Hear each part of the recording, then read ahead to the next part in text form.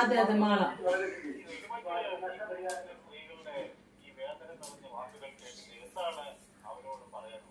Sir ഞാൻ 2 ദിവസമായിട്ട് ഞാൻ ഈ ടിവിയുടെ മുമ്പിൽ ചാനലിൽ കണ്ടോണ്ടിരിക്കുക.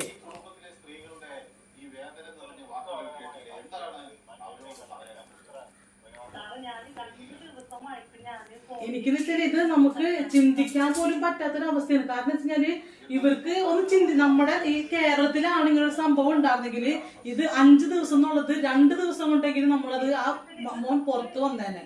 ആ മോന് ഓരോ ദിവസം ഓരോ നിമിഷവും ആ മകൻ പ്രാർത്ഥനയോടെ കൂടി കാത്തിരിക്കുന്നുണ്ടാവും. എന്റെ പ്രിയപ്പെട്ടവർ ഇപ്പൊ എന്റെ അടുത്ത് എത്തുന്നുള്ളത് മനസ്സിലായ? ആ മകന്റെ പ്രതീക്ഷയാണ് ഈ ഒരു സർക്കാർ ഇല്ലാണ്ടാക്കി കളയണേ. 5 ദിവസം കഴിയാണ്, അതായത് 100 മണിക്കൂർ കഴിഞ്ഞു. ആ കുടുംബത്തിന്റെ ഒരു അവസ്ഥ